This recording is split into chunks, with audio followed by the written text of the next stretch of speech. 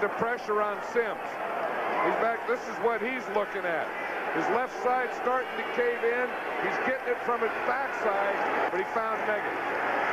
He goes out to his left, and Sims trots out of bounds at about the 48-yard line.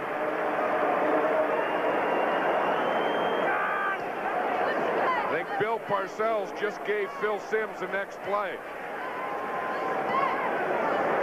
I think maybe the way to get away from that pressure is like that. And you don't see the Giants do this much. You don't see Phil Sims do this much, but this is a reason. Look at the pressure he's had. He's been sacked once. He's been hurried 10 times. He's been knocked down 5. And that's not even the first half yet. So when he goes home, you know, tomorrow, he's going to wake up a sore guy. So's the other quarterback. 2nd and 4. They give it to Megan. He got enough for a first down, I think. Seth Joyner stopped him. Doug Riesenberg says he got a first down. But he's not wearing the right color shirt to make that judgment. Well, Wes Hopkins came in there and really gave him a hit at the end. But it wasn't enough because he did make the first down. Yet Meggett really hasn't run from this position. This could be the first time that he has run from this position. But watch that shot that Wes Hopkins gave him at the end there. Sims gets it outside to Ingram. He is knocked out of bounds. Stops the clock. The Giants have 2 timeouts remaining. The Eagles have all 3 of theirs. Frizzell knocked him out of bounds. Everett was coming on a blitz.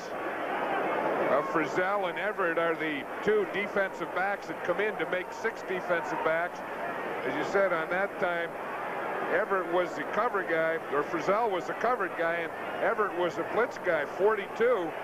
He was the guy who was right there pushing Sims to throw the ball. 2nd and 1. The Giants take out the wide receiver package and put in the tight end package. And now they take a timeout. 2nd and 1. They have 1 timeout remaining. They lead 10-7. Did you know that there's only one company that's willing to stand behind its 800 service and guarantee that your calls get through?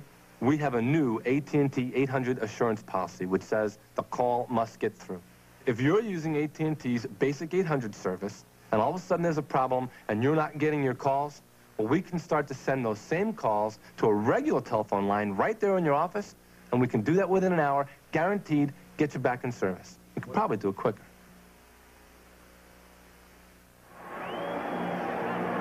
Coming up next Saturday at 2:30 Eastern Time, number 11 ranked Auburn against LSU. Auburn features one of the nation's top defensive teams and one of the nation's top passers. In fact, maybe in the eyes of the pro scouts, the best in the country this year. That would be Reggie Slack. Auburn not known for having a devastating passing attack, but this year they do, and a good defense. 2nd and 1. 3 tight ends. Sims will throw it. Gets it out to Howard Cross, the 3rd of those tight ends, who gets a Giant first down. Frizzell on the stop. Big Howard Cross is the 3rd tight end, but he's the biggest of the tight ends at 250 pounds, and that's the first pass he's caught in the NFL. Meggett hit behind the line of scrimmage by Reggie White. The Giants trying to hurry it up. 1 timeout left is all. No huddle. 20 seconds. Now West. Sims to throw it. Meggett up the middle. Another first down, and that got him in field goal range. 11-yard pickup, stopped by Seth Joyner. They got a good matchup, the Giants and Bill Parcells and Phil Sims.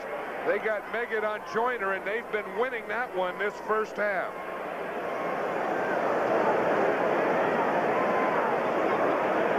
Parcells was saying yesterday that they had to convince him at draft time to take Meggett.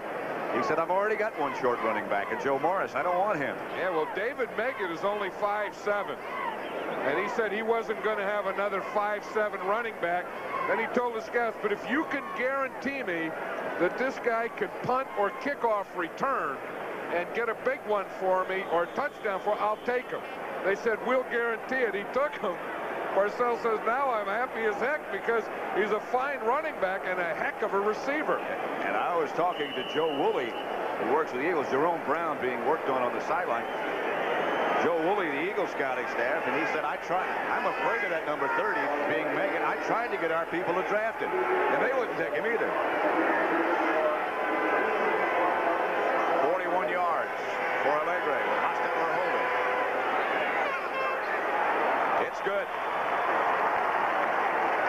And it had plenty extra. If he's got a bad leg, it didn't show on that one.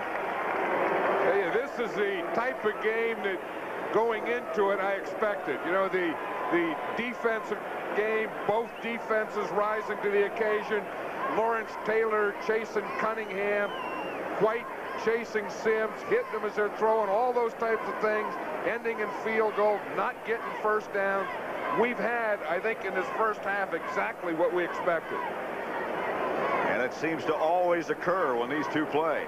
And then usually ends in a barn burner somehow in the second half with, you know, overtime and block kicks and, you know, defensive linemen running one in. Something like that will happen before the day is over. 9 plays, 56 yards. They kept it a minute, 56 seconds. And they left the Eagles with only 5 seconds on the clock before halftime. Jerome Brown just has a bruised knee, and he will be back. At the half, the NFL Today with Brent Nerve and that interview with your old boss, Al Davis. How do you think Art Shell will do? I think Art Shell will do very, very well. I think he was an excellent choice, and he'll be an excellent head coach. Short kick, and that should take care of the half, and does. That's the end of the first half with the score. The Giants 13, the Eagles 7. CBS Sports coverage of the National Football League is sponsored by Ford and your Ford dealer. Have you driven a Ford lately? Shopvac Wet Dry Vacuums. If you own a house, you've got to own a Shopvac. And by Gallo White Grenache. CBS Sports coverage of the National Football League is sponsored by Mercedes-Benz, engineered like no other car in the world. The Gillette Apra Plus system and Gillette Foaming, together the best a man can get. And by Levi's Dockers. If you're not wearing Dockers, you're just wearing pants.